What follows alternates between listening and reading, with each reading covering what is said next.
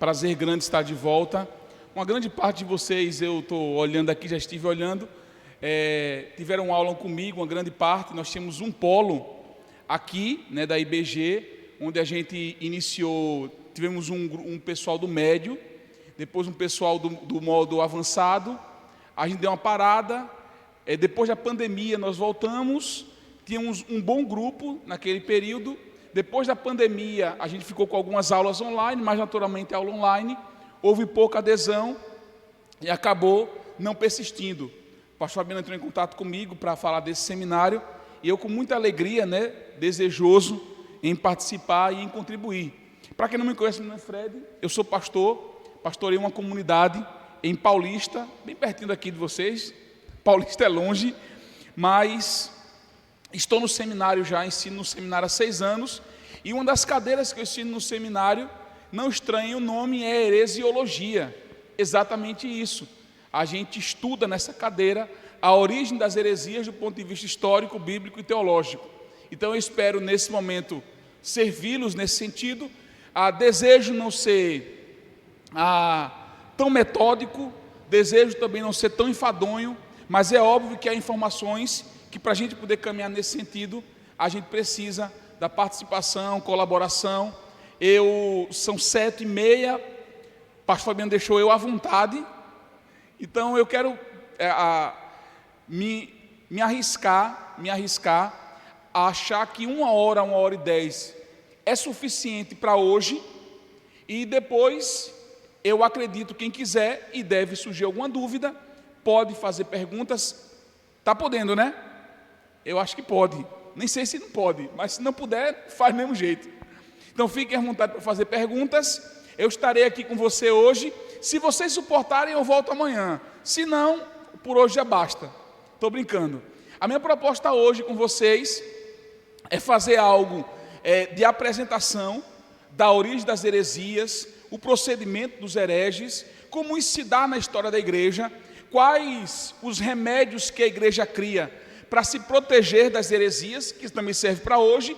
E amanhã eu pretendo fazer uma exposição numa carta que pelo menos para mim, é uma das cartas mais fantásticas, e pouco de nós temos acesso a essa carta. E poucas pessoas sabem que na Bíblia tem uma carta com esse nome. É a carta de Judas. Carta de Judas, isso mesmo. O Judas que escreve essa carta não é os Iscariotes, porque ele já tinha morrido. Quem é o Judas que escreve essa carta? Hoje eu quero introduzir lendo uma primeira parte do livro de Judas. Não vou expor a carta hoje, a exposição na carta é amanhã, mas hoje eu quero falar do conceito inicial. O pessoal estava ali na ideia se iria conseguir ou não projetar os slides aqui, e eu preciso, não sei se já conseguiu, e eu estou precisando do slide projetado aqui para a gente poder caminhar. Mas abra sua Bíblia aí, inicialmente, na carta de Judas.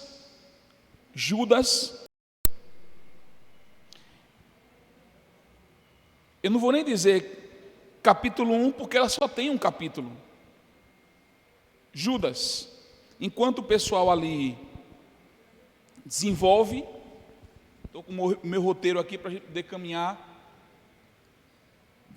nos slides aí.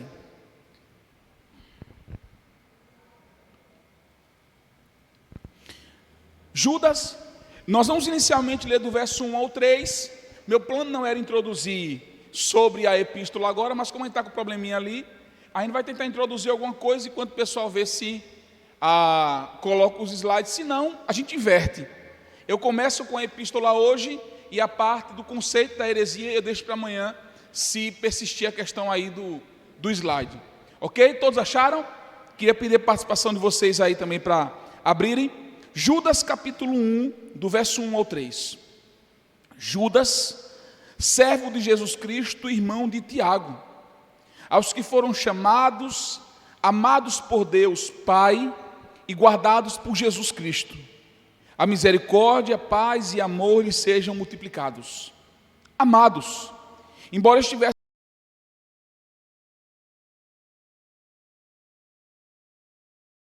senti que era necessário escrever-lhes insistindo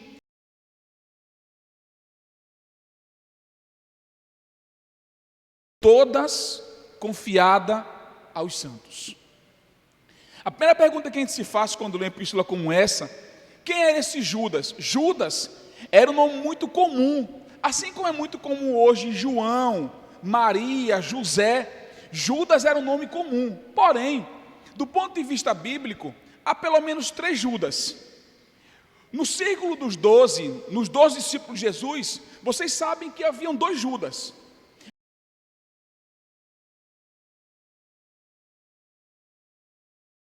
O Lebeu, e havia um terceiro Judas. Esse terceiro Judas, ele não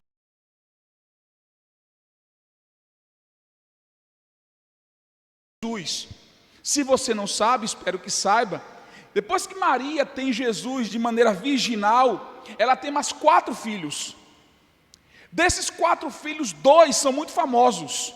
Um é Tiago, que escreve a carta, é irmão de Jesus, e o outro é Judas, que é irmão de Tiago. Inclusive, nessa carta, ele se identifica: Judas, servo de Jesus Cristo, irmão de Tiago. Se Tiago era irmão de Jesus e Judas era irmão de Tiago, a lógica é que Judas também é irmão de Jesus. Há relatos na Bíblia que mostram que Maria teve realmente 4 filhos: Judas, Simão, Tiago e um outro agora que me passa a memória, e é esse Judas que escreve a carta. Ele não é uma figura muito conhecida na história da igreja, porém ele precisa do conhecimento que Tiago, seu irmão, tem, para que a carta fosse aceita. Se você não sabe, naquela época, diferentemente de hoje, como a distância entre as igrejas era muito longa, a maneira como os apóstolos tinham de se comunicar, ensinar, doutrinar e passar pregações importantes, eram por meio de epístolas. As 3 epístolas de Paulo e mais as epístolas gerais são o principal material que a gente tem do ponto de vista de doutrina. Judas pensava em escrever uma carta para falar de comunhão. É isso que ele diz: amados, embora eu estivesse muito ansioso por escrever acerca de salvação que compartilhamos, aí não sabe exatamente, o que ele iria falar, e de repente ele resolve escrever sobre um assunto e de repente muda de ideia. E ele justifica mudar de ideia quando ele vai dizer na metade do verso 3: senti que era necessário escrever-lhes, insistindo que batalhassem pela fé. Essa insistência de Tiago se dá pelo momento difícil que as igrejas estão passando. Essa carta não é uma carta escrita especificamente para uma igreja, mas para um grupo de igrejas que possivelmente estavam sendo afetadas por falsos ensinos. Foi lido aqui um texto inicial, a epístola de Paulo a Timóteo, quando Paulo também faz esse tipo de exortação. Eu pretendo agora sair um pouquinho da epístola, não sei se já conseguiu por ali, eu vou tentar sair um pouquinho, se conseguir a gente lança os slides. Irmãos, a igreja no primeiro século, quando eu me refiro à igreja no primeiro século, eu me refiro àquela igreja que surge ali logo depois da morte de Jesus. Eu acho que os irmãos entendem que quando Jesus nasce, nós iniciamos a contagem do calendário. Então, por exemplo, quando você está estudando, você vê que tem eventos que são AC, antes de Cristo, e tem eventos que são DC, depois de Cristo. É a era cristã, ou seja, depois de Cristo, que esses eventos fazem parte. No primeiro século, os primeiros 100 anos de história da igreja, são muito marcados por uma intensa perseguição. Primeiro uma perseguição dos judeus, depois uma perseguição mais brutal do próprio Império Romano. Quando o cristianismo surge, ele não tem essa pompa que tem hoje. Artista da Globo, ex-paniquete, mulher que fez filme pornô, não é crente agora. Nessa época não. Nessa época ser cristão era assinar quase que o seu veredito de morte, porque a perseguição era muito intensa. O Império Romano não dava refresco. Então, de fato, isso já era o primeiro indício de que conversão aqui era coisa séria. Ninguém se convertia para chegar numa comunidade, então ficar sentado. A conversão automaticamente levava as pessoas a servirem a Cristo, a se integrarem no ensino e a se envolverem principalmente com aquilo que eles chamavam de batalhar pela fé. Eu dou uma pausa aqui para fazer uma pergunta para você. Com que intensidade você tem batalhado pela fé? Quais são as heresias e os erros teológicos que você consegue identificar numa pregação, no rádio, no YouTube? Ou você é o tipo de gente que sai catando tudo, é uma esponja, perde o filtro da percepção de entender que há coisas que preservam o Evangelho e há coisas que mancham o Evangelho.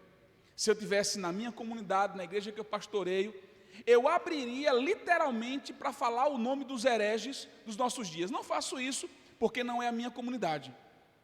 Quando Paulo exorta os irmãos, falando sobre heresia, Paulo vai falar pelo nome.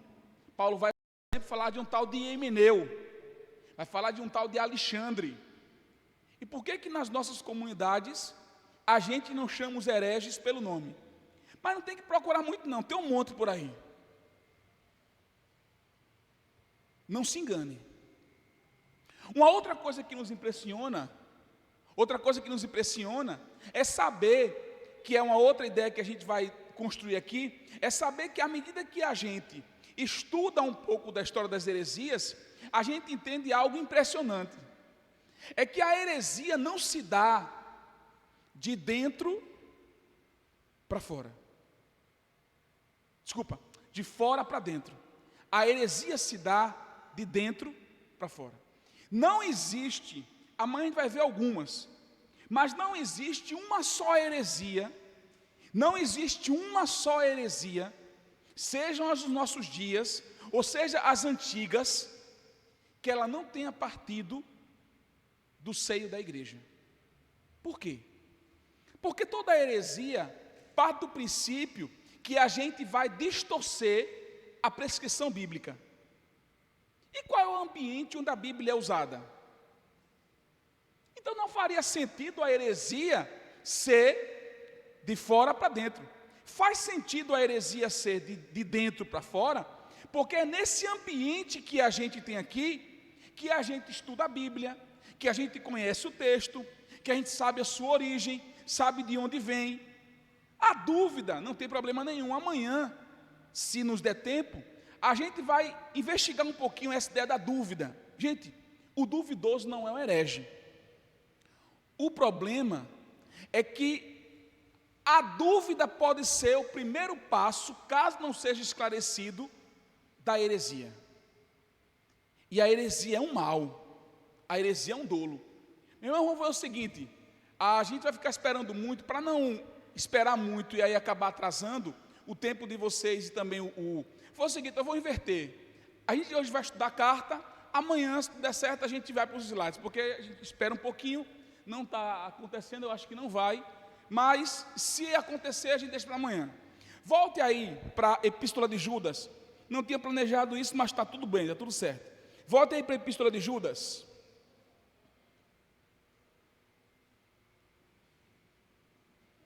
O ventilador está bom, agora se ficar um pouquinho mais para cá, fica melhor ainda. Obrigado, meu irmão. Verso 4, por favor. Vá para o verso 4. Obrigado, irmão. Grato, obrigado. Verso 4. Quem chegou agora, já lemos o verso 1 ao 3, que foi para introduzir, mas como eu imagino que não vai chegar ao slide, deixa para amanhã, essa parte da introdução, e hoje a gente começa com a carta. Diz assim: pois certos homens, cuja condenação já estava sentenciada há muito tempo, preste atenção na expressão, infiltraram-se dissimuladamente. Lembra do conceito que eu disse para você agora, que a heresia, ela sempre parte de dentro para fora? O que é que Judas está dizendo? Algumas pessoas se infiltraram. A expressão que Judas usa aqui É aquela expressão que eu não sei se aconteceu muito por aqui, nessas chuvas recentes que abalou o estado de Pernambuco, muita gente se queixou de que a água, ela conseguia impermeabilizar a parede. A expressão que aparece grega aqui é semelhante ao que acontece com uma água, que às vezes consegue arrumar um espaço que deixa numa parede e ela adentra. A outra expressão que ele usa aqui, obrigado meu irmão, a outra expressão que ele usa aqui é a expressão dissimulado. Vou pedir a sua participação. O que é alguém dissimulado? Você conhece alguém que é dissimulado? Vamos falar dessa pessoa agora não, o assunto aqui é outro. Mas o que é uma pessoa dissimulada? A palavra mais assertiva seria cínica. Esse cinismo, ele é o cinismo da pior espécie. Porque a pessoa se infiltra na comunidade, não é com o intento de produzir, para servir ao outro, para aprender, para desenvolver, não. O propósito é desvirtuar a fé. A gente talvez seja tão ingênuo, veja, a gente é tão ingênuo, a ponto de achar, pastor, é possível? Claro que sim. O apóstolo Paulo, o apóstolo Pedro, João, o autor aos Hebreus, Judas, Tiago, todos eles sabiam que isso não só era possível, como eles escreviam carta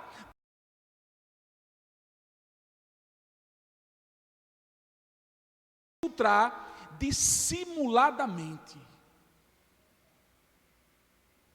E quando isso não acontece de maneira natural, acontece de maneira relacional. É um rapaz descrente que namora com uma moça crente, é uma moça descrente que namora com um rapaz crente. Eles adentram na igreja sem nenhum compromisso com a fé, não tem nenhum. Eu não estou falando que todo tipo de namoro nessa espécie o camarada é herege, não estou dizendo. O que eu estou dizendo é que isso pode ser uma grande oportunidade e possibilidade para distorcer tudo aquilo que é aprendido. O herege não é um desavisado. O herege tem consciência exata. E talvez seja por esse nível, eu vou usar a expressão inocência, talvez seja por esse nível de inocência que a gente tem, que a gente cai facilmente. Deixa eu contar uma história para vocês. Eu me converti com 13 anos de idade. A igreja que eu fiz parte era uma grande igreja de Recife. E eu lembro claramente que eu já estava na igreja há 2, 3 anos. Eu ainda era um adolescente, mas estava com 16 anos. Já tocava na igreja, já era músico. E chegou um rapaz na igreja. Esse rapaz interessante é que ele era muito carismático, simpático, mas ele sempre sentava atrás. O pastor começou a perceber que alguns cultos, os cultos de sextas-feiras, que eram cultos maiores, e os cultos de domingo, ele não terminava o culto, ele não esperava o culto terminar. Saía antes de terminar o culto e sempre saía acompanhado de 2, 3. Isso chamava a atenção do pastor, porque o pastor está numa posição privilegiada do ponto de vista de púlpito. Teve uma vez que o pastor disse, trocou a pregação, o irmão veio para cá, o pastor vai à porta. Quando ele levantou para sair, o pastor vai à porta. Quando chegou, opa, meu irmão, tudo bem com você? Eu tenho percebido que você está saindo mais cedo, está com algum problema, questão de saúde, é mamãe, é papai, é em casa, quer alguma ajuda? Disse, não, pastor, e esses adolescentes aí com você, vão para onde? Vem aqui que eu quero falar com você. O pastor senta ele numa cadeira, eles começam a conversar, e o pastor percebendo que ele estava muito dissimulado, não dizia coisa com coisa. O pastor começou a orar por ele, impôs a mão na cabeça dele, ficou possesso. O trabalho desse rapaz era tirar os jovens e as moças da igreja, e com duas dessas moças, ele já tinha relacionamento, posso dizer, só tem gente madura e adulta, não estou vendo nenhuma criança, sexual. Os rapazes estavam embebedando, também não tem criança não, isso é muito, esse pessoal que vem para a igreja, não entra na igreja, fica lá fora, não sei que a pessoa vem para a igreja para não entrar na igreja, então não venha. E era o alvo dele. Esse talvez seja um exemplo que nos esclareça, para a gente ter o olho aberto, para não bancar o inocente, não bancar o ingênuo. O apóstolo Pedro já tem nos orientado. O diabo, o vosso adversário, ele está rodeando, bramando como um leão, procurando a quem possa tragar. E a maneira como ele faz isso é distorcendo o ensino. Se o diabo consegue distorcer o ensino, ele consegue desvirtuar. Pessoas que caminhavam muito bem na igreja, de repente, por uma palavra, alguma coisa que não sabe se explicar, começa a fazer algumas práticas que são contrárias ao hábito da pessoa, gera esfriamento, gera desânimo, e a pessoa desaparece. Se for só isso, tudo bem. Depois você encontra com a pessoa e pergunta: paz, estás por onde? Eu agora estou no salão do reino. Sou testemunho de Jeová.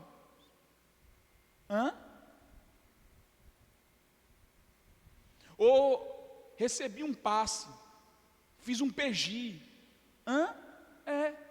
Estou frequentando um terreiro. Eu volto a dizer, não seja inocente, não seja ingênuo. Jesus nos deu uma orientação muito interessante, que nós precisamos ser simples como uma pomba, mas prudente.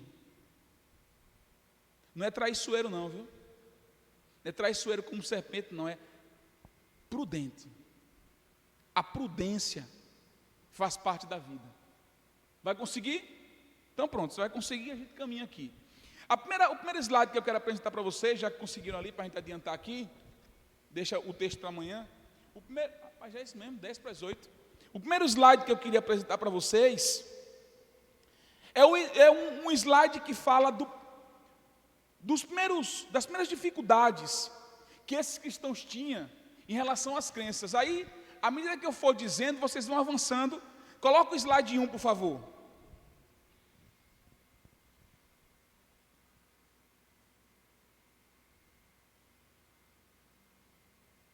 Ok, tem como abrir mais? Modo da apresentação.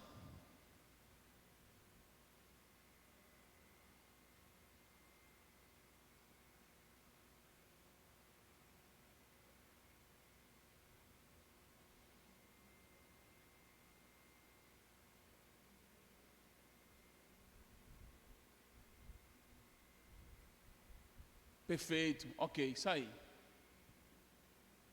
Avança lá, o slide primeiro. Perfeito. Deixa eu colocar aqui para a gente poder ver juntos. Um dos desafios com o qual a igreja... Vai ser pegadinha, né? Um dos desafios, estão filmando? Um dos desafios com o qual a igreja primitiva deparou foi a consolidação de suas crenças. Consolidar significa cristalizar. Quando a igreja surge, ela não surge do que é hoje. Muitas crenças da igreja vão se formando ao passo que ela está construindo a sua identidade. Assim como o exemplo mais comum é uma criança. Quando uma criança nasce, ela não nasce andando, não nasce com dente, nem cabelo tem. Mas à medida que ela vai se alimentando, os nutrientes vão provocando nela o quê? Ela vai crescendo, vai nascendo os dentes, o cabelo, vai começando a caminhar, vai sentindo por meio de sensações, o tato, o toque, o cheiro, a visão. A igreja, ela se assemelhava a isso. Gente, a igreja nasce num ambiente que é muito hostil a ela. A igreja nunca foi alguém muito bem receptivo. Primeiro, porque os judeus achavam que o cristianismo era uma religião que estava em oposição a eles, embora o cristianismo tenha vindo do judaísmo, mas o cristianismo, depois que cristaliza, não tem nada a ver com o judaísmo, que é outro erro que a gente comete. Cuidado. Judaísmo, hoje em dia, não tem nada a ver com o cristianismo. Cuidado com elementos judaicos nos cultos. Cuidado com elementos que não tem nada a ver com o cristianismo, porque não fazem parte da vida da igreja, não fazem nem parte das simbologias do cristianismo. E essa consolidação era cristalização. O que é algo cristalizado? É algo que é sólido, está bem fundamentado. Pastor, quais eram as crenças que eles precisavam consolidar? Primeiro, talvez a mais difícil era a Trindade. Não é aquele município daqui do interior do estado, não. Trindade era a ideia de que há 3 pessoas, só que as 3 são pessoas em si mesmas, mas não são 3 deuses. É um único Deus subsistindo em 3 pessoas. Mas não é 33% de um, 33% de outro, não. Cada um é plenamente Deus. Só que não é politeísmo. É um Deus subsistindo em 3 pessoas. Não entendi. Vou lhe dar um conselho de Agostinho. Trindade. Se você quiser entender, você pode se tornar louco. Se você rejeitar, você pode ser um herege. Tem coisas que a gente não vai conseguir entender, porque a Trindade, ela ultrapassa a compreensão racional. Outra doutrina, as 2 naturezas de Cristo. Como é que Cristo era ao mesmo tempo homem, e gente, é ao mesmo tempo, viu? Ao mesmo tempo Deus. Nós, infelizmente, só conhecemos uma natureza, que é essa pecaminosa. Cristo não. Agostinho chamou isso de união hipostática. É a percepção de que, ao passo de que ele era Deus, ele era homem. Várias heresias e controvérsias se montaram a partir dessa ideia. Dá um exemplo para você, Testemunho de Jeová. Testemunho de Jeová não considera que Cristo seja Deus, da mesma essência do Pai. Irmãos, isso não é besteira não, viu? Tenha cuidado. João vai dizer que aquele que não declara que Cristo é da mesma essência do Pai, este não está em Deus. Cristo é da mesma essência do Pai. O Espírito Santo é da mesma essência do Pai. Aí algumas pessoas, para tentar ensinar melhor, para facilitar o ensino, tentaram ensinar a Trindade a partir de simbologias. A primeira simbologia era ensinar a Trindade a partir do ovo. A casca é Deus. A gema é o Espírito. E a clara é Cristo. Ok. Só que tem um problema. É que a casca não é o ovo. A casca é a casca. O que eu estou dizendo é que cada um em si mesmo é a própria pessoa. Então, quando você enxerga o Espírito, você também enxerga o Pai e enxerga o Filho. Aí, então, vamos fazer o seguinte: sólido, líquido e gasoso. Piorou. Porque o sólido é só sólido. Ele não é líquido e gasoso ao mesmo tempo. Não há nada na esfera humana, do ponto de vista de materialização, de ilustração, que explica a Trindade. E tentar fazê-lo é um passo para a heresia, porque você diminui as pessoas da Trindade. Diminuiu a Trindade é um atentado à natureza de Deus, do Pai e do Espírito. E não é à toa que Cristo disse que esse é o único pecado que não tem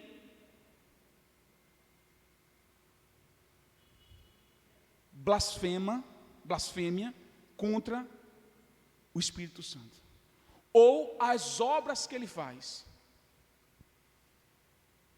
dizer que Cristo não tem natureza divina e humana é uma blasfêmia.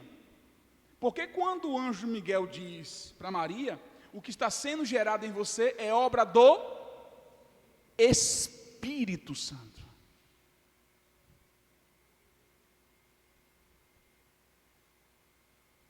É preciso, irmãos, a gente entender, converter a mente para as verdades do Evangelho.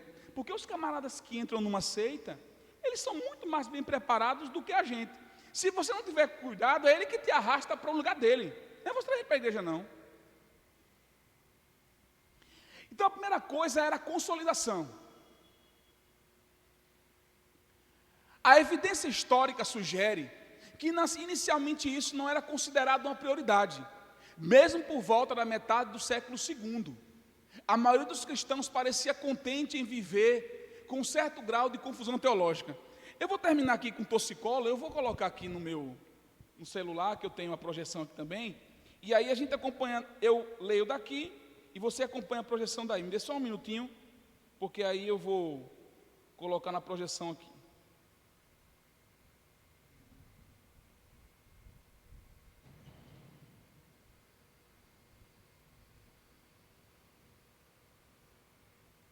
Pronto. Fica mais fácil para a gente acompanhar daqui. Vou pedir que você acompanhe a leitura comigo aí, enquanto eu acompanho daqui.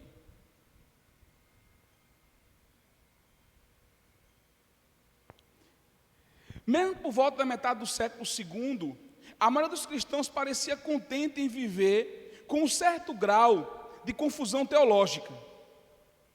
A imprecisão teológica não era vista como ameaça. O que é imprecisão teológica? Alguns temas não estavam prontos. Os temas que a gente tem hoje em teologia, que a gente chama de teologia sistemática, né? Quem apagou teologia sabe. Teologia sistemática, ela divide as doutrinas em 9 campos de ação. Então você tem teontologia, cristologia, pneumatologia, eclesiologia, você tem missiologia, bibliologia. É a maneira como a teologia sistematizou o ensino teológico. Gente, primeiro século, não tinha isso não. Não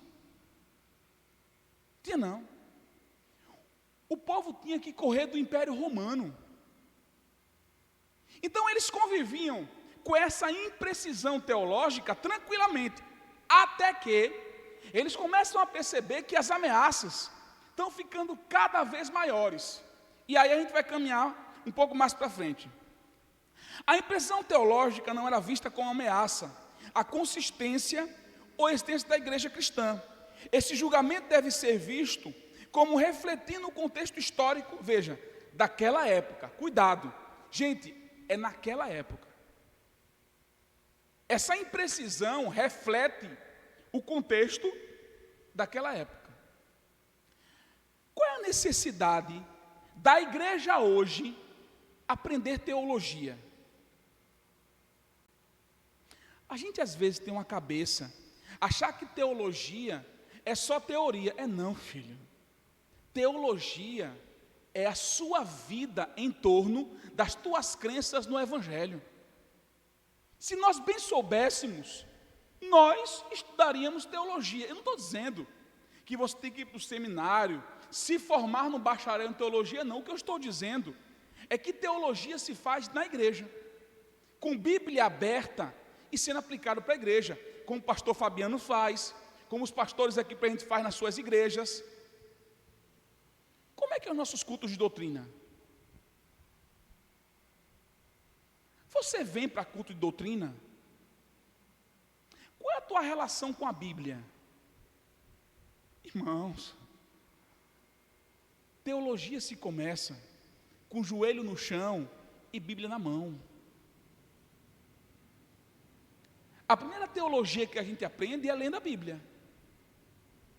Mas não lê a Bíblia, na primeira surra que leva de um herege, se converte para o cara. Porque nunca foi fundamentado nas Escrituras. As Escrituras aumentam a nossa crença em Deus. Fundamentam aquilo que nós falamos. Então eu não falo da boca para fora. Eu sei o que eu estou dizendo e sei o que eu estou falando. E é por isso que várias novidades do nosso tempo, garagem de fogo, canela de não sei o quê, manto de não sei quem mais lá, G12, vou falar, meu irmão, MDA, processos de crescimento rápido e explosão da igreja. Cuidado. 7 passos para aquilo, 12 passos para não sei o que. Irmão, a vida da gente é tão complexa para você resolver com 7 passos. Se alguém me ensinar como resolver a minha vida em 7 passos, eu pago para você me dar 8. Me dê. A vida humana é muito complexa, meu irmão.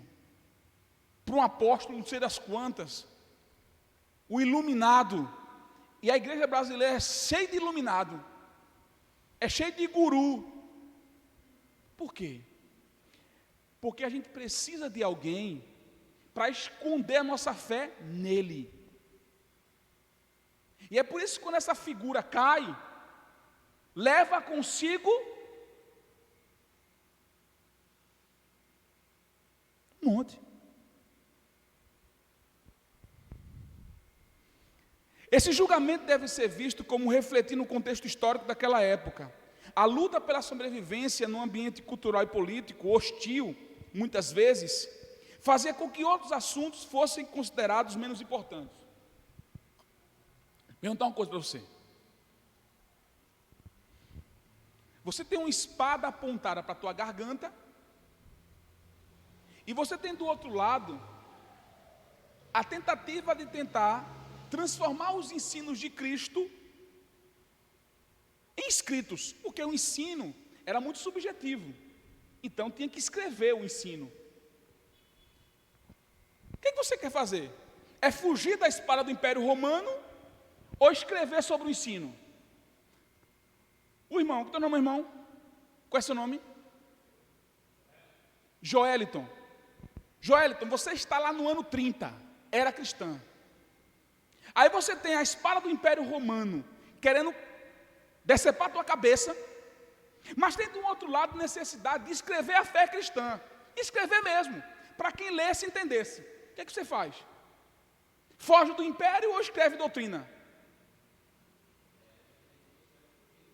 Claro, meu irmão. Mas se você ficar escrevendo, pode escrever, vai morrer escrevendo. A necessidade daquele momento, embora já tivesse imprecisão dos temas da igreja, quem era o Espírito, quem era Deus, quem era Cristo, a obra de conversão, que é batismo, tudo isso já tinha, só que não tinha nada escrito. Irmãos, pense no samba do crioulo doido.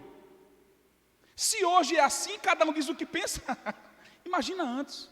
O cara tem a Bíblia na mão, e ele está falando bobagem, mas não acontece aqui não, é só na Bélgica.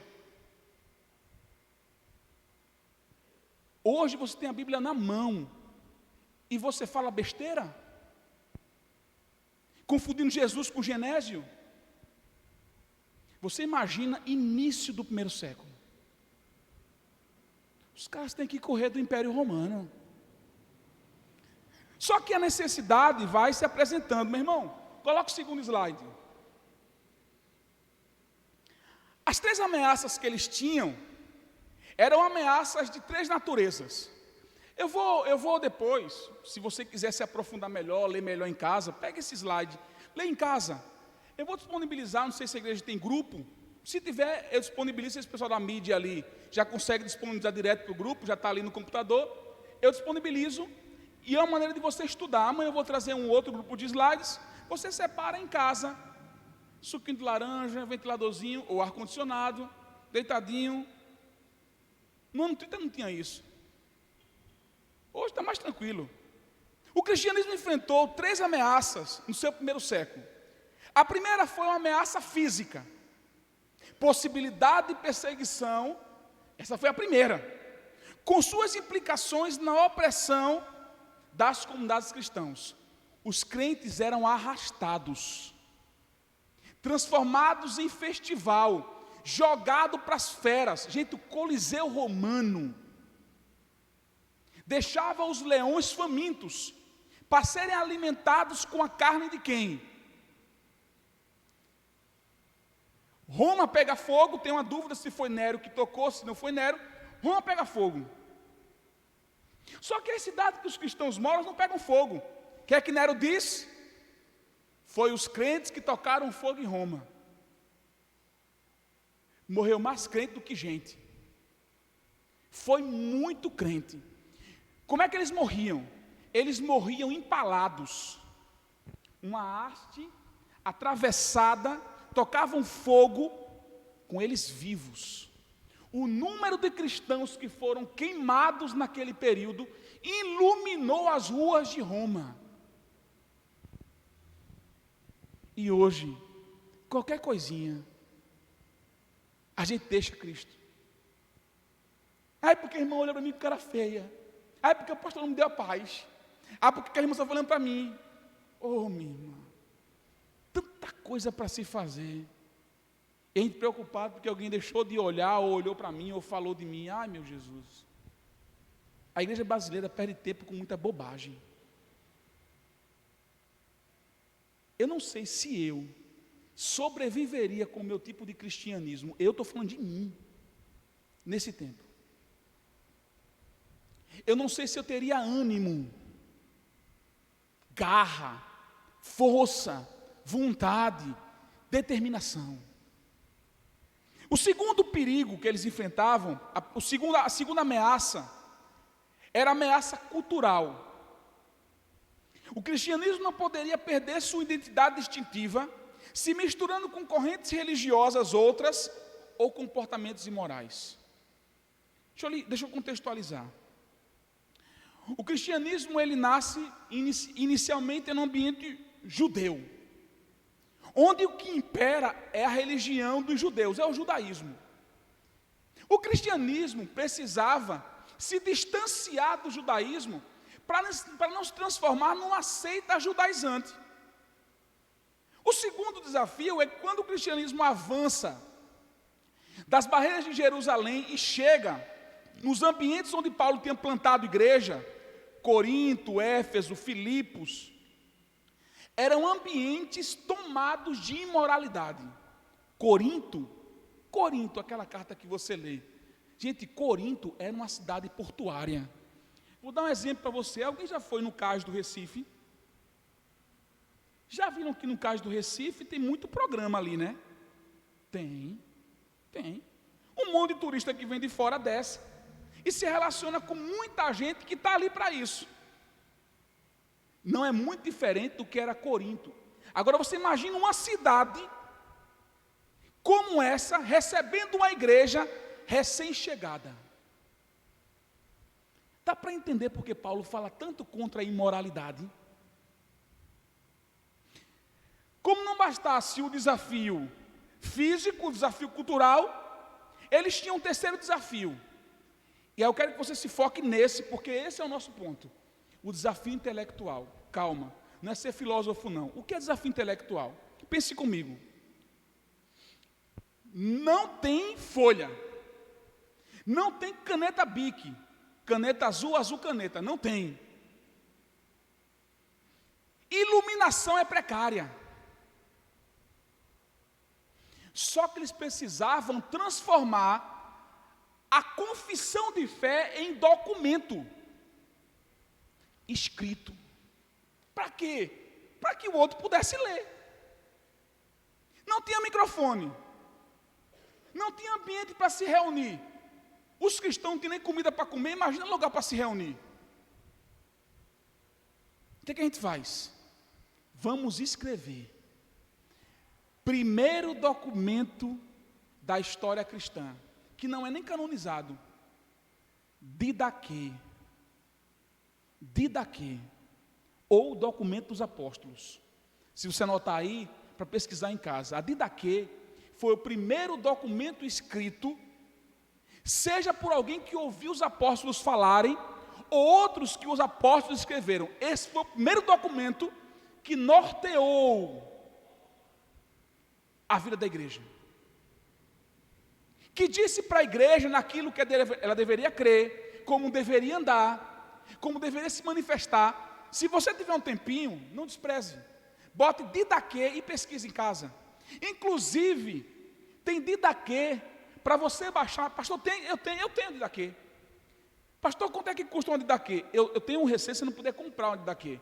Quem tem Kindle, compra um Didaquê por R$ 2,99. Ai, meu Deus do céu. Didaquê, R$ 2,99. Depois disso pode ser que aumente, né? No Kindle. Eu não tenho Kindle. Tem computador? Busque em PDF. Eu acho que eu tenho a Didaquê em casa. Se comprometerem de ler, eu posso mandar em PDF. Vale muito a pena. Vários escritos da Didaquê estão incorporados nos ensinos dos apóstolos. Paulo, Pedro. Você, quando estiver lendo a Didaquê, você vai entender que as palavras soam para você familiar. Porque você já leu ela por meio dos apóstolos. Só que eles não tinham. É o primeiro documento. Esse desafio, que embora é o desafio menos urgente, veja, o desafio menos urgente é transformar a crença em documento. É o menos urgente, mas eles vão fazer. Qual era o primeiro grande desafio? Fugir da morte. Depois, se livrar da imoralidade. E depois, transformar a crença em documento. Vamos junto? Primeiro desafio. Eu vou pedir para tirar, porque eu tenho medo de tirar e não voltar. Estou brincando. Primeiro desafio. Se a senhora olhar, eu vou dizer para o pastor Fabiano. Hã? Isso. Primeiro desafio era o físico. Fugir da morte. Luciana. Não, já olhou? Aí não dá, vai ficar difícil. Se eu errar, não mangue de mim. Ivanete.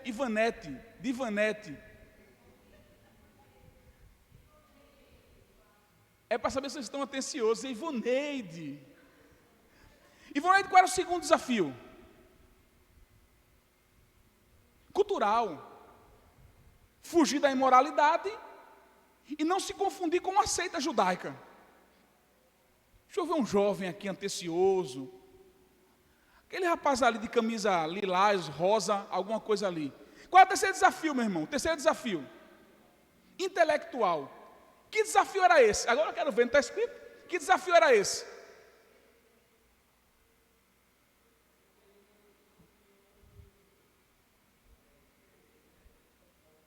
E aí eles precisavam fazer o que agora? Esse desafio era transformar a crença em documento escrito. Por isso é que a importância da Bíblia em braille. Por isso que a importância da linguagem brasileira de sinais. Libras. Irmão, eu sei ler. Eu tenho leitura. Você sabe o desafio que a igreja tem do analfabetismo? Nós temos um programa na nossa igreja para ensinar pessoas que não sabem ler. Eu não sei se chegou aqui, mas rodou um vídeo, esse vídeo viralizou. Está no YouTube um documentário que foi feito. Vocês viram esse documentário? De um senhor que é entrevistado e ele diz: eu não sabia ler. Eu queria ler a Bíblia, eu não sabia ler. E ele é ensinado a ler e ele começa a ler. Esse documentário rodou, não sei como foi, chegou por aqui. Viralizou. O vídeo está no YouTube, 1 hora de vídeo, é um documentário. Mostrando a reação de pessoas que não sabem ler, quando o primeiro livro que leem é a Bíblia. Irmãos, a gente não tem noção do que é isso, porque a gente tem Bíblia fácil. Deixa eu contar uma história para vocês. China comunista, na China ainda é, mas na China comunista, antes da extinta cortina de ferro, só tinha uma Bíblia. E eles tinham que se reunir em filas quilométricas para lerem um versículo. Se o cara percebesse que o cara estava olhando com um dedo, lendo o outro, ele apanhava.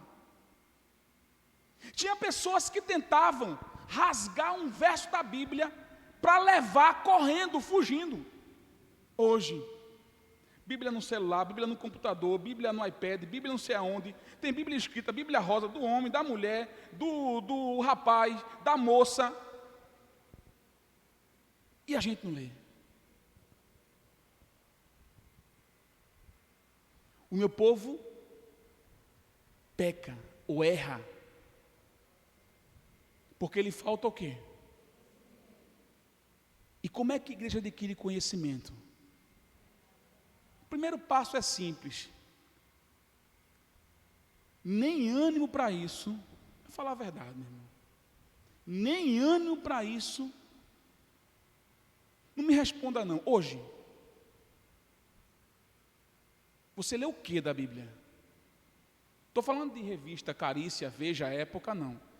Bíblia, não estou dizendo que é errado não, tem que ler também. Mas Bíblia.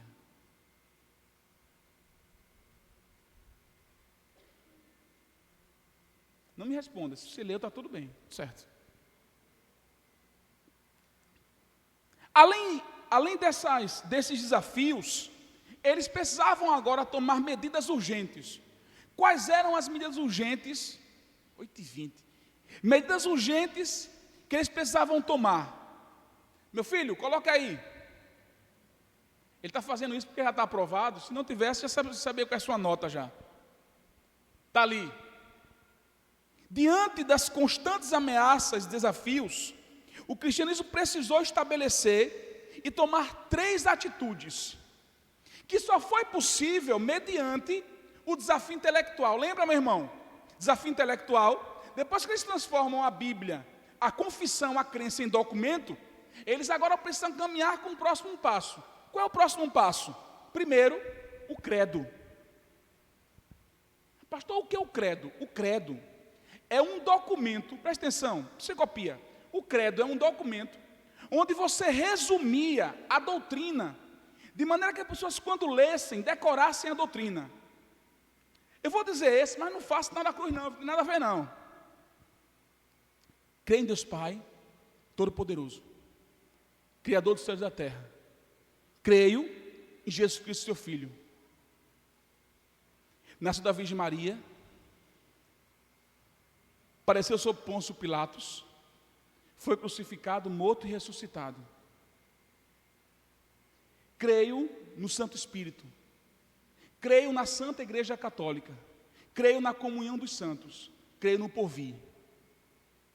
Você não sabe, já expliquei isso nas aulas que a gente tinha, que quem escreveu o credo sintetizou as principais doutrinas da fé.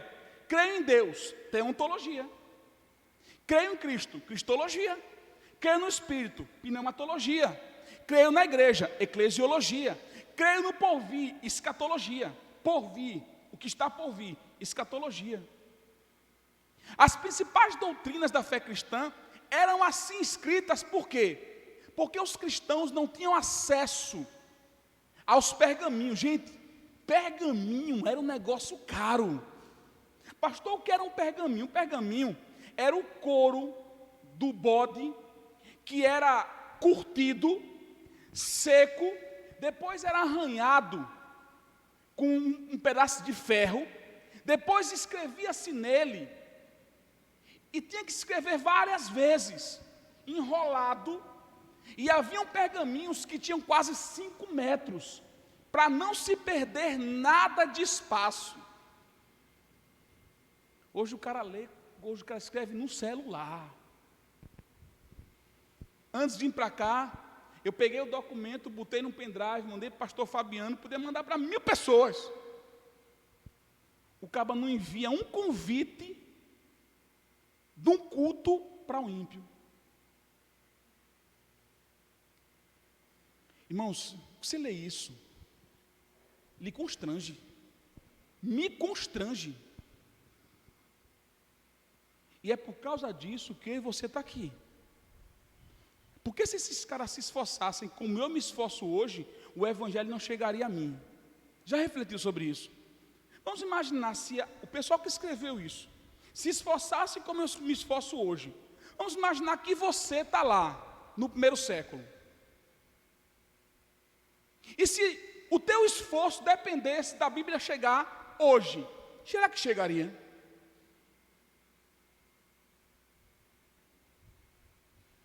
Graças a Deus que chegou. Atravessou o século, atravessou o tempo. Primeiro livro impresso na imprensa de Gutenberg, qual é o livro? Primeiro livro impresso, qual é? É a Bíblia. A imprensa de Gutenberg, o primeiro livro impresso é a Bíblia. Caiu uma questão do Enem recentemente sobre isso. Quantos clientes marcaram errado? Deixa para lá, deixa para lá. Deixa para lá, deixa para lá. Devia saber isso. Pelo menos acertou essa, errou o resto. Além de não acertar o resto, errou essa. Está ruim. O cânon. O que é o cânon? É o número de livros que está na sua Bíblia. Há uma diferença entre o cânon católico e o cânon protestante, né, de origem protestante. Por exemplo, fazer vergonha. A irmã, só porque olhou para lá, eu vou perguntar para a senhora.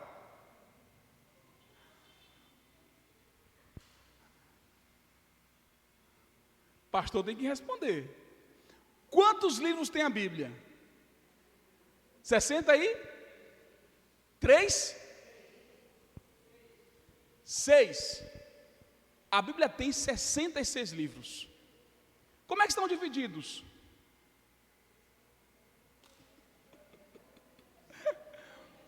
39 e 27. A Bíblia católica tem quantos livros? Isso eu não sei, nunca li a Bíblia católica. 73, são 7 a mais. Essa separação acontece, não vamos explicar a história, mas acontece depois da Reforma Protestante. Antes disso, o cânon que tinha era esse, 73 livros, era esse o cânon. Era a reunião dos livros que serviria à igreja. Olha o avanço. Saiu do credo para um livro escrito. Depois do credo, do livro escrito, tinha a apostolicidade, que não tem nada a ver com os apóstolos de meia tigela de hoje, tem nada a ver. René Terranova, aqui tem um monte, aqui em Recife, né? Não vou dizer o nome deles não, deixa para lá. O reconhecimento de um grupo de homens bíblicos, que ensinaram à igreja, por meio das epístolas, como defender a fé e fundamentar a crença. Não basta defender a fé, tem que fundamentar a crença. Por que você crê em Deus? Porque eu creio. Não, isso é fideísmo. Por que você crê em Deus? É Senhor Criador, Senhor Poderoso, Senhor Soberano. Há um catecismo, um credo, né, chamado Catecismo de Westminster. E a pergunta do catecismo é: qual é o propósito final do homem? Já viram essa pergunta? Qual é o propósito final do homem? Aí o catecismo vai responder: adorar a Deus e gozá-lo para sempre. Deus nos fez para a glória do louvor dEle. Se alguém não adora a Deus, adora qualquer outra coisa, porque o senso de adoração está em você. Não adorar a Deus é uma condição, mas alguma coisa você adora. Adora uma ideologia, adora um livro, adora uma pessoa, adora um relacionamento, adora dinheiro, adora trabalho, adora empresa. Que não adora a Deus, alguma coisa adora. É natural. Depois do credo, do cânon, da apostolicidade, a igreja precisava agora definir. Até agora não entrei. Se eu perguntasse para você, e não vou perguntar porque fica óbvio para mim dizer isso, porque eu já sei. Mas o que é heresia? Tudo que eu falei antes é o pano de fundo. Isso tinha que estar preparado para que a heresia não avançasse. O cânon, o credo, a apostolicidade, a ameaça física, a ameaça cultural, a ameaça intelectual. Tudo isso tinha que ser transposto para que chegasse na heresia. Meu filho, avança aí, por favor. Eu não gosto de resposta pronta. E se você nem quiser anotar, isso vai chegar para você. Mas eu queria que a gente pudesse fazer um esforço para ler junto. Vamos todo mundo ler junto? A gente vai no 1, 2, 3. Quando é o 3, todo mundo abre o bocão aí, todo mundo lê junto. Vamos embora? 1, 2, 3. Juntos.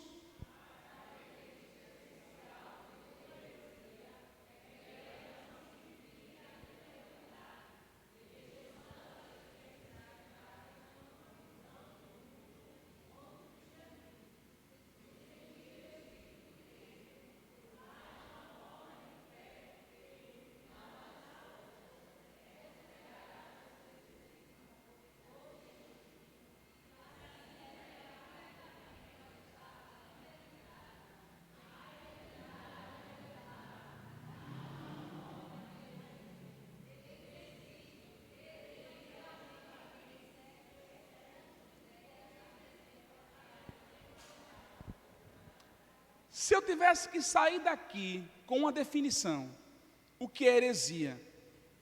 A heresia é um julgamento de que certas ideias é uma ameaça à comunidade da fé. Quando você julga que uma ideia é uma ameaça à igreja, é uma heresia. Só que esse julgamento não é nosso, é um julgamento baseado nas Escrituras.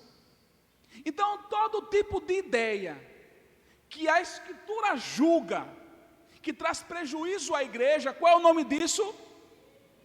Não é fofinho não é pelúcia não, é heresia. Se pintar de rosa, é uma heresia cor-de-rosa. Se for um homem, um rapaz, com luzinha baixa, microfoninho baixinho, falando, é um rapaz com microfonezinho baixinho, bonitinho, heresia.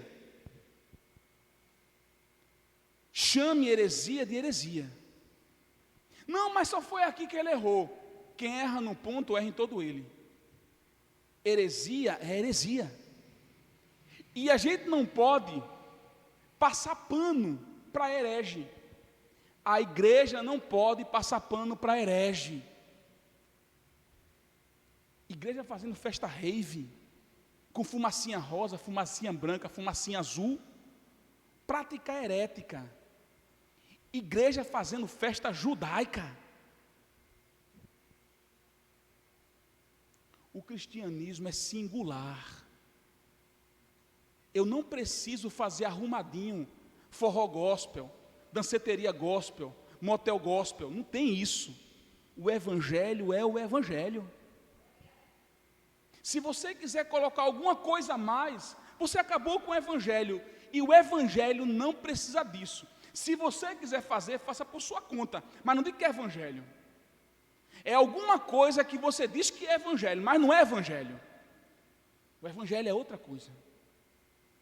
Uma coisa interessante pensar nisso é que ele vai dizer uma coisa fundamental. A gente acha que todo herege é incrédulo. Está errado. Por que está errado? Por que está errado dizer que um herege é incrédulo? Bora, gente. Não. A resposta é simples. Não. Um herege não é incrédulo, porque ele precisa crer para apostar que aquilo é verdade. É um conceito básico. Então, o conceito para ser herege não é ser incrédulo. Ele crê, mas ele crê no que é errado, mas ele crê. É por isso que a incredulidade é o resultado da heresia, mas não é a forma da heresia. O que me conduz, veja, o que me conduz à heresia não é a falta de fé, é a fé no lugar errado, mas eu tenho fé. Está conseguindo entender? O dissimulado. O problema do herege não é falta de fé.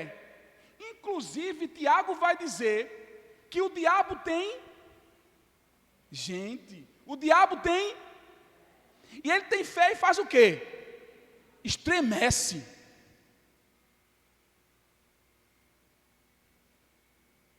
Está percebendo? que o problema do herege não é falta de fé, mas é fé no lugar errado. Fé ele tem. E se brincar um herege, tem mais fé do que a gente. Quem está na universidade, ou mesmo quem não está na universidade, mas quer conhecer um pouquinho, tem um livro fantástico. Você adoraria ler esse livro. Não tenho fé suficiente para ser ateu. Esse livro é fantástico. A confissão de um hoje teólogo que foi ateu. E ele vai desmoronando os argumentos do ateísta, dizendo que o cara precisa ter mais fé para ser ateu do que para ser crente. Porque você vai ter que crer no absurdo. Crer que o mundo veio de uma explosão. Quem foi que já viu explosão construir alguma coisa? Se for assim, eu vou explodir a igreja para quando terminar a explosão, ela está reformada. O mundo nasceu de um Big Bang, veja, uma explosão. Aí eu tenho um livro que diz como o mundo foi criado. Aí o cara vai para a faculdade, o professor põe isso goela abaixo, o cara sai herege.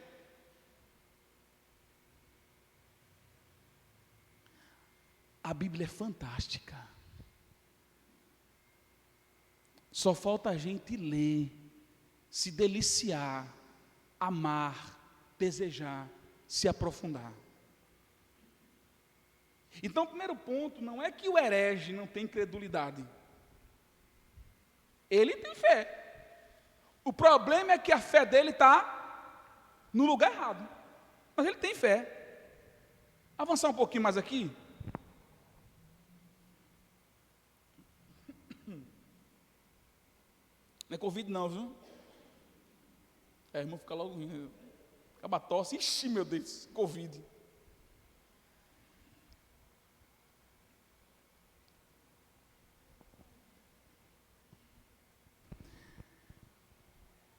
A característica essencial de uma heresia é que ela não significa incredulidade, ou seja, rejeição de crenças centrais de uma visão do mundo como o cristianismo, no sentido estrito do termo, mas uma forma de fé que no final de contas é considerada subversiva e destrutiva. Não há nenhum tipo de relação com crença herética. Se é herético, não se aproveita. O próximo ponto, ainda continuando nesse item, avance aí, meu filho, por favor. Um dos temas mais persistentes nas primeiras narrativas cristãs da heresia é que ela penetra clandestinamente nas narrativas da realidade concorrentes dentro da família da fé. Deixa eu explicar isso para você. Como a heresia, como conceito, aprendeu hoje que o conceito de heresia, ela é um mal que começa dentro, então existem ideias concorrentes, onde? Na família da fé. Então, um cabo ensina uma coisa, o outro ensina outra, e essas coisas vão concorrendo dentro da igreja. Qual é o fim disso? É uma igreja dividida e rachada. O grande problema é que, como é dissimulado, é sorrateiro, é silencioso. É por isso que a igreja tem que escolher bem seus líderes. Escolher bem quem está ensinando. Tem muita gente ensinando heresia na igreja, e às vezes ele nem sabe que é heresia. Porque ele vê uma coisinha bonitinha dizendo na internet, aí ele traz para a igreja sem aplicar um filtro. E é fácil, é muito fácil. Aí, sem saber, ele começa a divulgar isso como se fosse verdade absoluta. Quando o pastor vai se dar por atento, já se alastrou. Vou fazer uma comparação aqui, claro, de um drama que a gente enfrenta, é como um câncer. Quando o câncer começa a doer, filho, aí o negócio já está complicado. Por quê? Porque é silencioso. Eu perdi uma tia de câncer. E minha tia era uma mulher saudável. fazia exames regularmente. Quando um belo dia, ela foi para os exames naturais, ela percebeu que estava com nódulo. Uma mulher que se cuidava. Recentemente, uma vizinha minha saia para caminhar, de repente essa mulher deu um piripaque. E essas coisas vão acontecendo na igreja apenas como comparação, não virar aula de medicina, como comparação. É assim que acontece na igreja. Eita, nem sabia!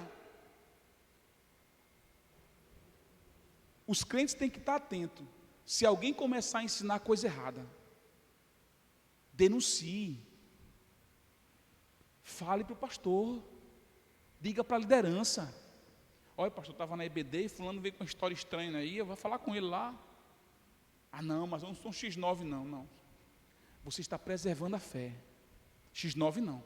Você está preservando a fé. Se percebeu que tem alguma coisa errada na igreja, denuncie. Faça o seu papel de cristão.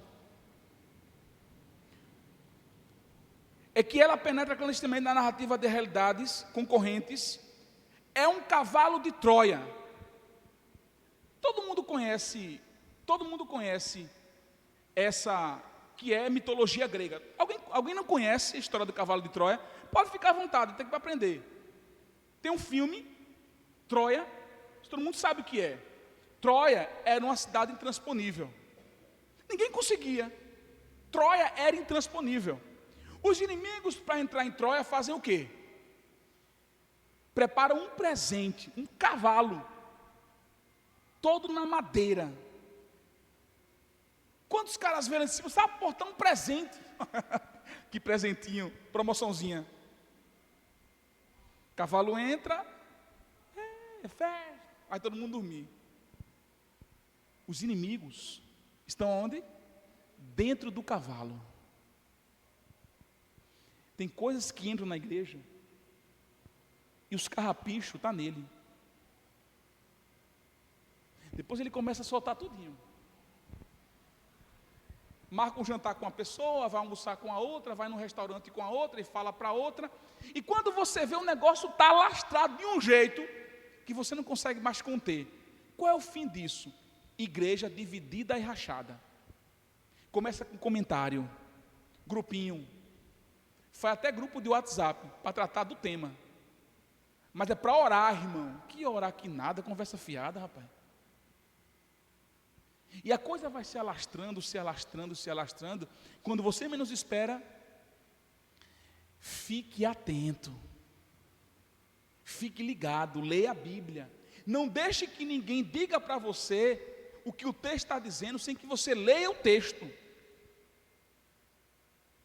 Sabe aquele cara que abre a Bíblia, depois ele fecha e diz um monte de coisa, está falando o quê? Onde? Está onde escrito? E eu sei lá, ele fechou a Bíblia, pronto, acabou tudo. Está falando de onde? Inventando bobagem? E olha, irmãos, que eu tento ficar muito atento com essas coisas. Sei o nome de um monte. Só não vou dizer para você, porque eu não estou na igreja. Na minha igreja. Que não tem igreja, na igreja que eu pastorei. Mas se tivesse, dava o nome. Herege. Se trata por nome. E tem um monte. Mas eu vou parar por aqui. Um sistema de crenças alternativo dentro do seu hospedeiro. A heresia parece ser cristã, mas é na verdade um inimigo da fé que espalha a semente da destruição. Eu estava dando essa aula e eu tinha um aluno, acho que o pastor Fabiano conhece, que ele é médico, o doutor Marcelo. Estava dando essa aula, ele levantou a mão e disse: professor, eu poderia somar alguma coisa na aula? Disse: pode. No lugar dele, ele disse: isso aí parece muito com doença autoimune. Não sei se alguém sabe ou tem alguma doença autoimune, eu conheço alguém que tem a doença autoimune. O que é uma doença autoimune? É quando o organismo ataca a si mesmo.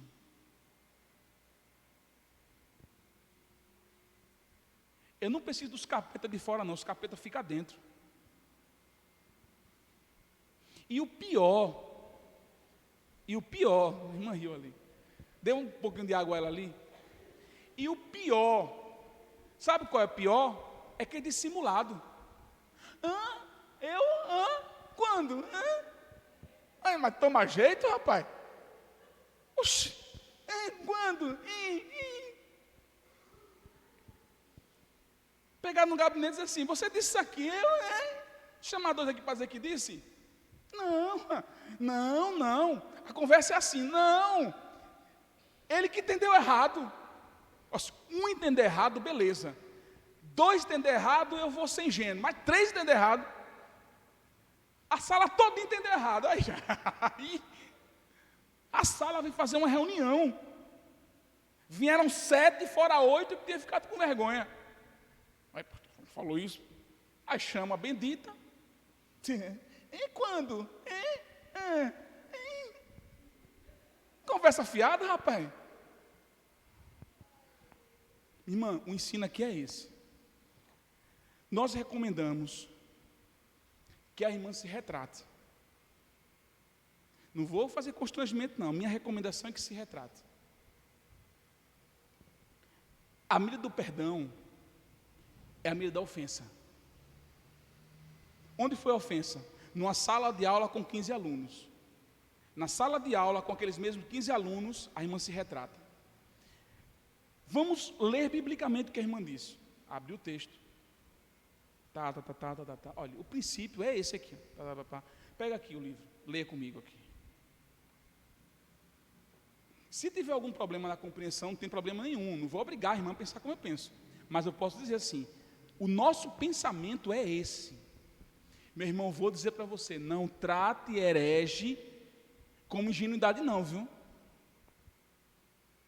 E é bom ter uma igreja preparada, porque se o cara levanta coisa errada, você está lá para cortar. Opa, peraí, pastor Fabiano falou isso não. Aí você vai assim, eu vou perguntar a ele, não, desculpa, foi sem querer. Já mudou? Tenha cuidado. A heresia, portanto, representa uma ameaça à fé, possivelmente mais séria que muitos desafios que têm origem fora da igreja. Os hereges eram os de... Esse é um conceito que você tem que guardar. Os de dentro, que ameaçavam subverter e dividir, é uma forte união da proximidade da distância. Deixa eu explicar esse conceito para você. É a união entre a proximidade e a distância. Por quê? Ele está próximo da igreja, mais distante do que se crê na igreja. Essa relação, isso aqui é uma relação técnica, né? É a relação de proximidade e distância. Ele está próximo da igreja, mais distante daquilo que essa igreja crê. Próximo para lhe enrolar. E distante do que a igreja crê. Resultado da irmã. Pastor, eu percebi que não dá mais para eu ficar auxiliando. Veja, auxiliável. Foi um domingo só que ela foi. Sua irmã, que bênção. Que bênção. Eu também acho. Também acho. Se a irmã quiser evoluir para o curso de teologia, a gente tem uns cursos na igreja, posso indicar para a irmã uns vídeos, algumas coisas assim. Primeira semana, cadê a bendita? Segunda semana, cadê a bendita? Terceira semana, cadê a bendita? Tumodoril. Agora não vá você não confrontar não, porque ela fica 1, ela fica 2, ela fica 3, aí de 15 vai para 20, para 25, vai para 30. Quando você vê, está metade da igreja falando bobagem, a gente fica...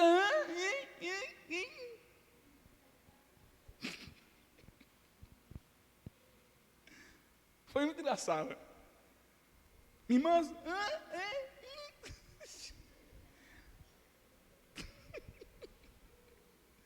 Ofélia, gosta não, velha?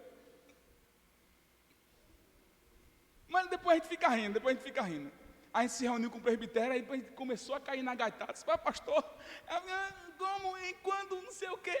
A pastora disse. Não foi engano, não. Aí veio um, confirmou. Irmã, eu tenho 2.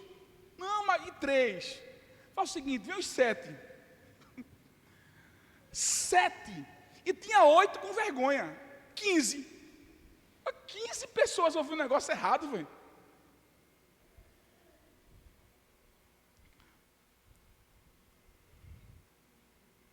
Uma mudança mais... Sim, desculpa. Outro conceito importante é de onde vem o termo. O termo heresia, ele é um termo grego, que significa haireses. Vamos todo mundo falar grego agora, bora?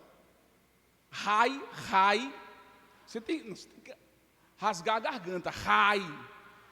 Haireses. Vai chegar falando assim em casa, eu aprendi haireses. Não é inglês não, viu? Vamos todo mundo junto? 1, 2, 3. Beleza, hein? 1, 2, 3. Haireses é a origem do termo heresia. Esse termo, traduzido, significa heresia. Mas ele não se torna ou não significa heresia como a gente conhece hoje. No começo, o que é que o termo representa? Vamos ler aqui. Uma mudança mais complexa de significado é verificada na palavra grega haireses, da qual deriva o termo heresia. Originalmente essa palavra significava um ato de escolha. Deixa eu dar um exemplo para você, deixa eu dar um exemplo. Eu não quero água mineral, eu quero água de coco. Eu posso escolher se eu quero água mineral ou água de coco. Esse processo de escolha, um ato de escolha, era haireses. Inicialmente, quando o termo aparece, é nesse sentido. Depois, o termo ganha um valor pejorativo.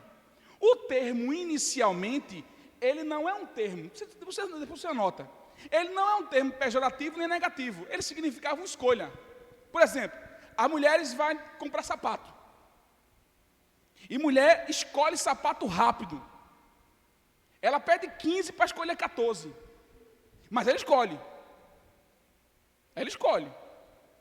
e é rápido. Separe 2 dias, mas ela vai escolher. Esse processo, quando o termo surge, é haireses. Haireses significava um ato de escolha. Um ato de escolha. A igreja que você vai congregar era uma haireses. O termo originalmente. Só que o sentido do termo se perde. Continue a leitura. O termo era claramente entendido como um termo neutro. O que é alguma coisa neutra? Nem é positivo, nem é negativo. Não é nada. É um termo. Piso. Piso é negativo ou positivo? Oxi. Não é positivo, nem negativo, é piso. Celular. É positivo ou negativo? Depende de quem usa. Esse termo, inicialmente, não era nem positivo nem negativo, era uma escolha. Não pejorativo, não implicando louvor nem crítica. Ele se refere a um grupo de pessoas que têm visões comuns. Todo mundo quer água de coco, todo mundo quer sapato ramarim, todo mundo quer vir para a IBG, todo mundo quer participar. Esse desejo comum era haireses. Veja o que acontece. O termo é descritivo e não é avaliativo. Vai para o próximo, irmão. Com o passar do tempo, desenvolveu... Eu não estou mais vendo ele ali não, tá meio, agora. Achei que tinha sumido. Mas com o passar do tempo, desenvolveu gradualmente sentidos, já vamos terminar, estendidos, de escolha. Só que nesse sentido não era mais escolha comum. Passou a ser que tipo de escolha? Um curso preferido de ação, uma escola de pensamento, uma seita filosófica religiosa. É nesse sentido, que sentido? No sentido pejorativo e negativo. Quando o termo heresia, ou haireses, aparece no texto bíblico, ele não aparece como um ato de escolha, ele aparece como alguma coisa que desvirtua a fé. Aí ele continua, é nesse sentido que o termo grego, haireses, é usado no Novo Testamento. Se a palavra tem quaisquer associações negativas nesse período, isso parece estar relacionado ao divisionismo social e à rivalidade intelectual. Não é intelecto no sentido de ser alguém ultra inteligente, rivalidade de escritas. Alguém escrevia uma coisa, o outro escrevia outra. É por isso que Judas, que a gente não continua, mas a gente continua, disse: olha, eu queria escrever sobre um assunto, não é isso que ele disse? Eu queria escrever sobre um assunto, mas agora eu vou escrever sobre outro assunto. Era assim que se ensinava a igreja, por meio da escrita, das cartas. Tais escolas de pensamento, às vezes, criavam a formação de facções. Era vista claramente como uma ameaça à unidade das comunidades cristãs. Foi rápido. Terminamos essa parte, que é a parte mais técnica, vamos assim dizer. Eu espero que tenha gerado compreensão, né? Então, algumas coisas que nós podemos ver aqui. Primeiro é a questão de que é uma percepção de dentro e não de fora. Hairés era um termo inicialmente não pejorativo nem negativo. Era um termo sem valor negativo nenhum, é um termo neutro. Uma outra percepção é que eles enfrentaram vários desafios, ameaças. Quais foram elas? Cultural,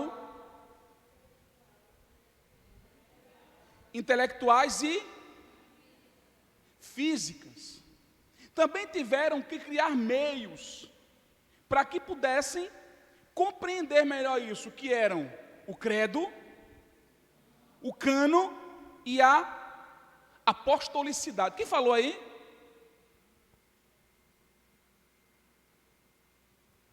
Vai ganhar nada não, não vai ganhar nada não. Então, essas são as ideias. O slide vai ficar disponível para vocês.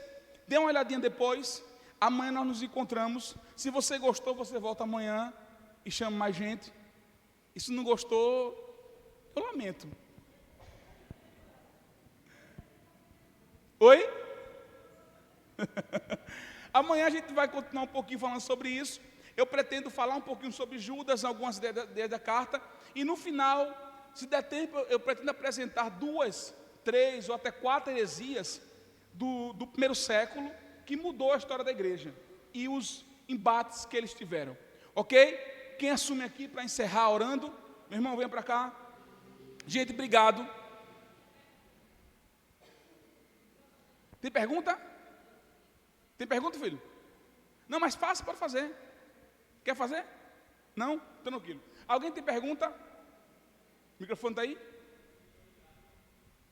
Mas alguém tem pergunta? Tem ali o microfone, ó. Passa ali, por favor, meu irmão. Thalia. Esqueci não, foi? É Thalia. É chamar Thalita. Não é Thalita não. Thalia. Hello.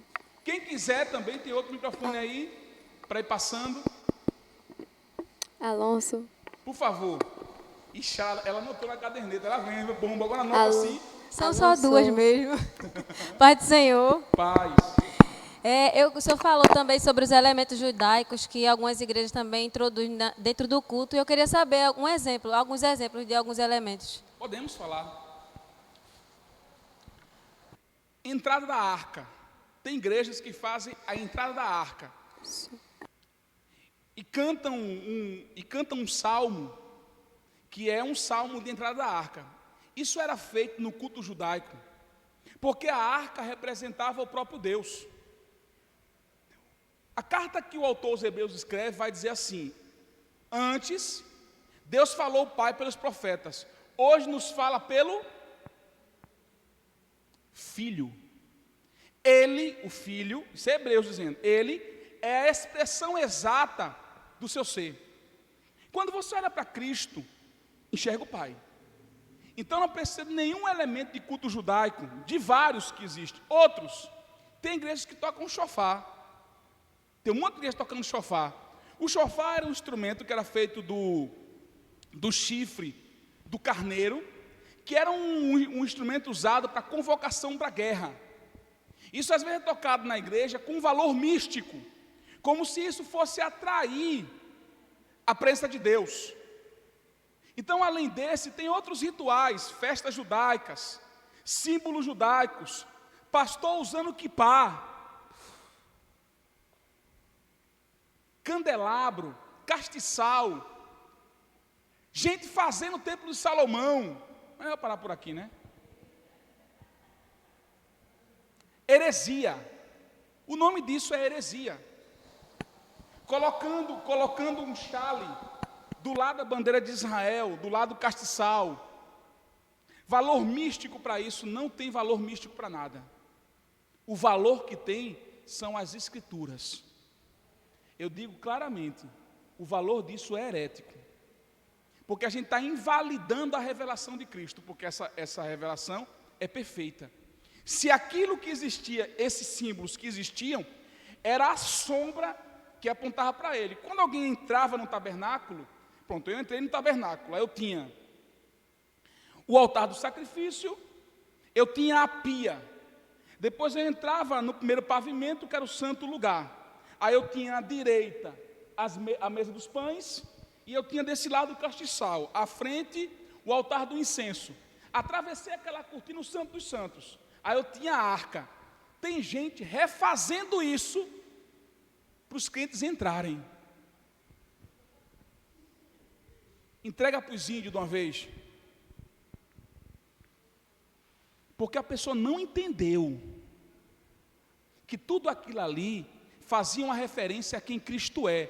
Tem que ler Hebreus. Tem que estudar Hebreus. Essa é o drama que a gente vivencia hoje. Não é judaísmo, mas só para continuar. Igrejas que faz regressão de vidas passadas. Espiritismo. Troque o seu anjo. Tem a corrente para trocar o anjo. Está falha, a bateria falhou, está fraca a pilha. Você acha que é brincadeira? A igreja brasileira é criativa.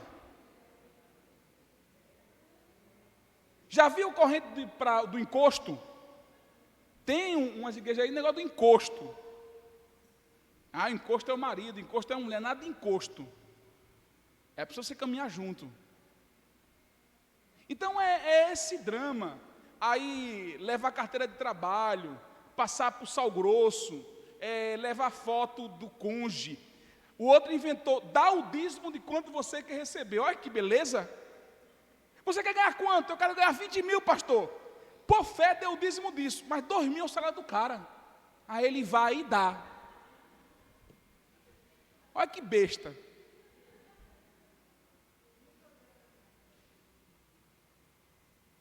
O cara não dá 20 conto na igreja. Aí porque disse que Deus vai dar ele dá 2 mil.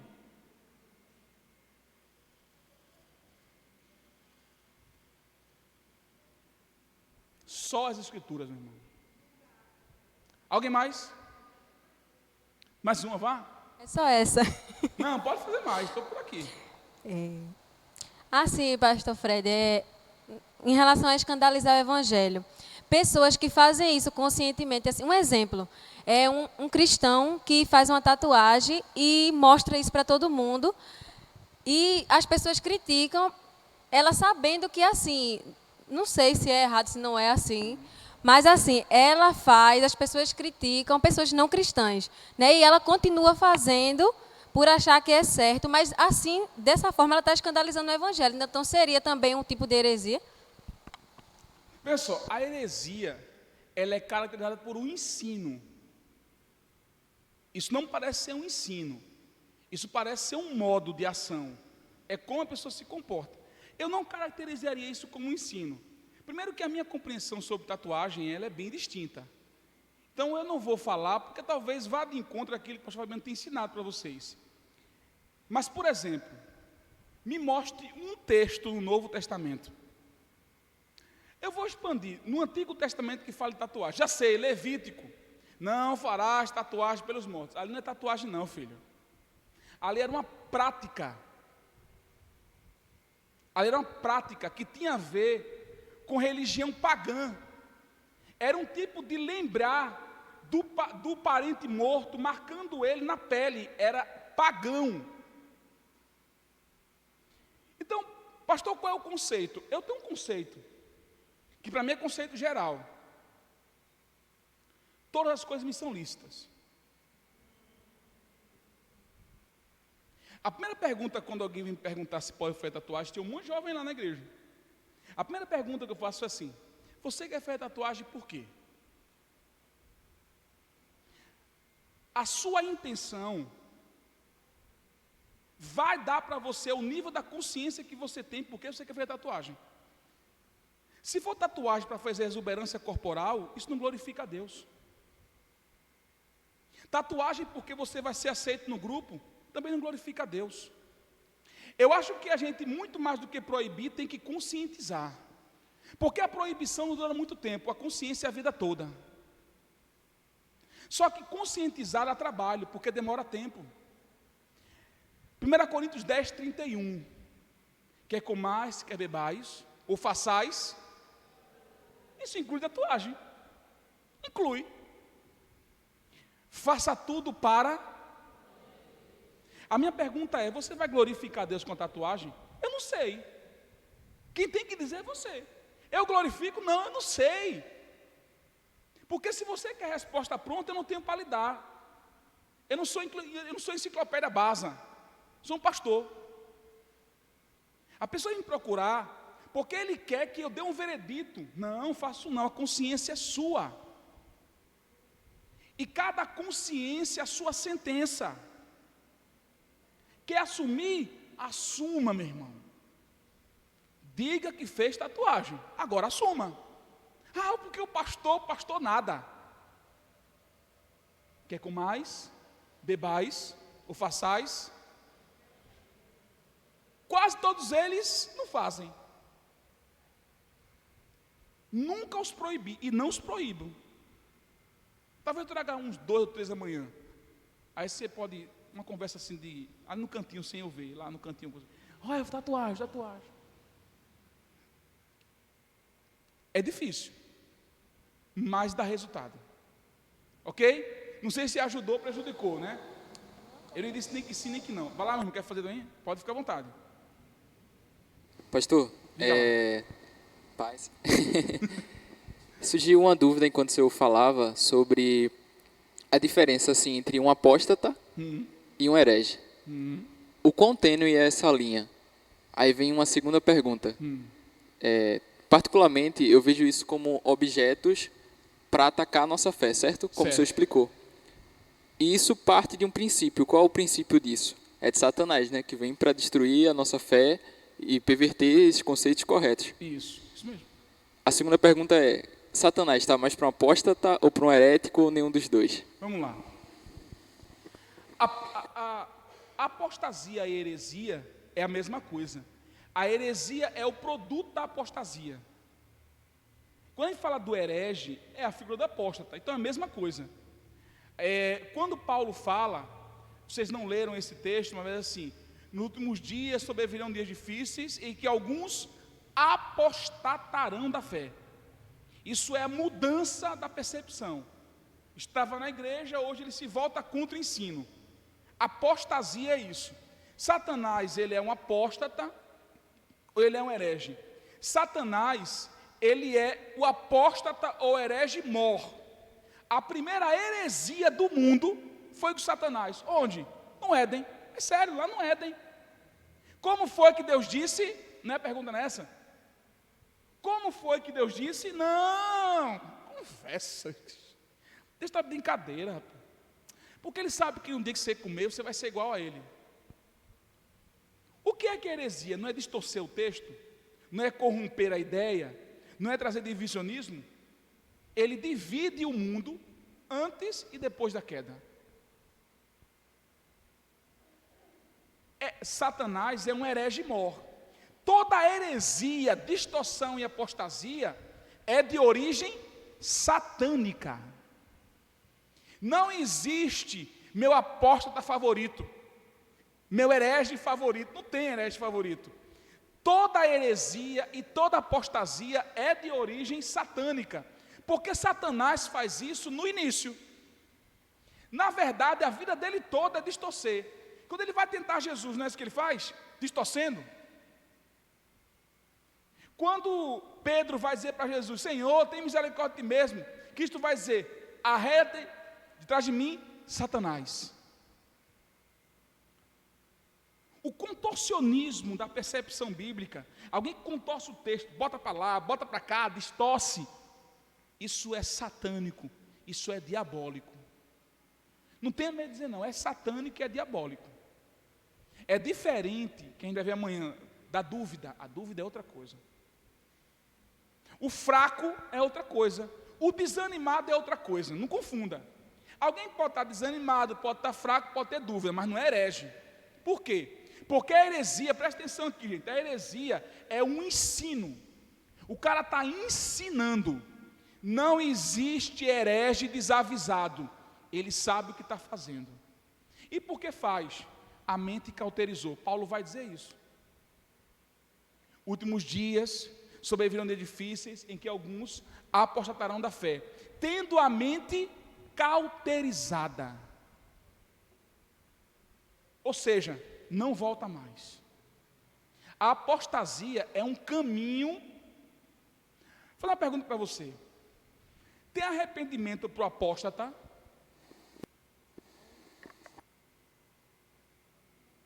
Tem arrependimento para o apóstata. Não é para o duvidoso, para o desanimado, não. Um apóstata.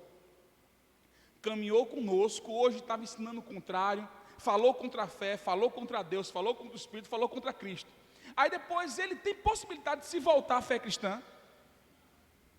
Tem. Esse grupo aqui tem?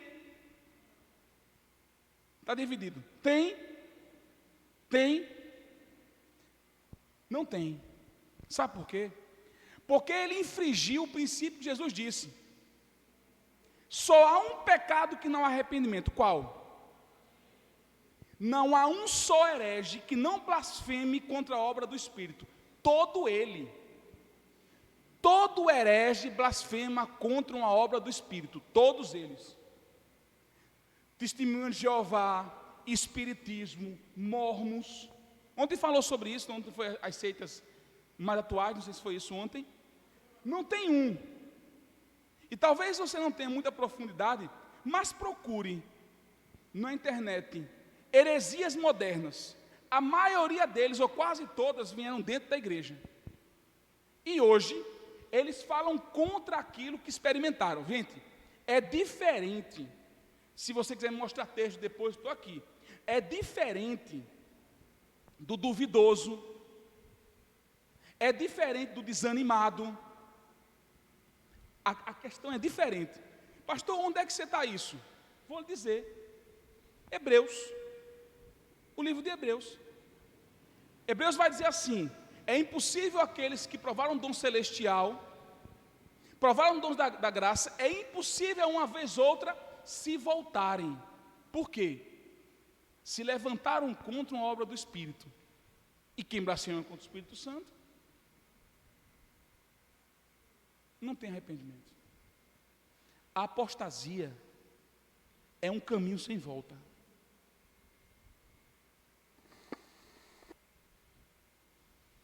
Apostasia, não confunda mais uma vez com dúvida, com desânimo, não. A apostasia. Tem gente que às vezes caminha na igreja e fica fora, é outra coisa. Mas pergunta para ele sente saudade da igreja. Ele não tem força para vir.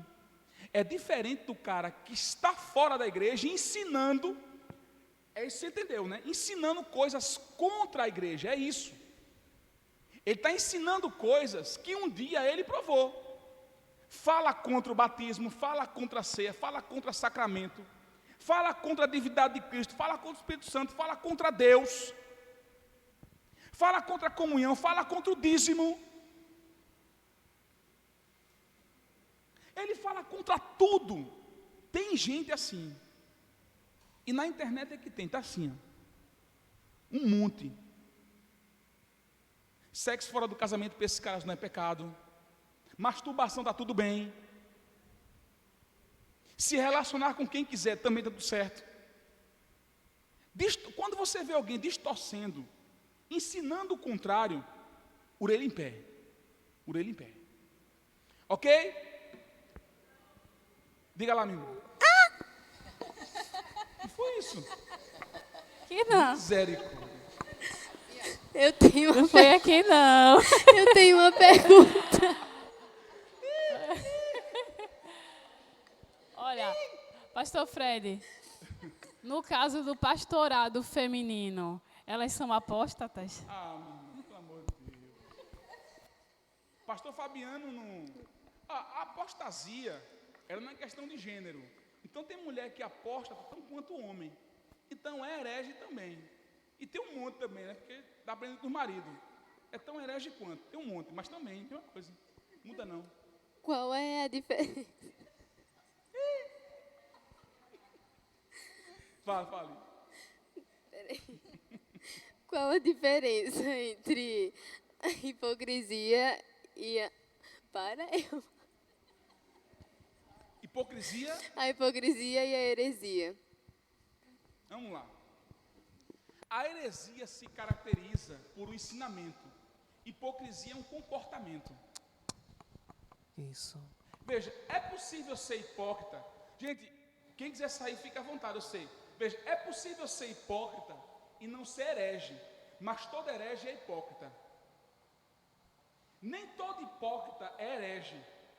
Mas todo herege é hipócrita. Consegue entender? Por exemplo, eu posso ter um comportamento hipócrita.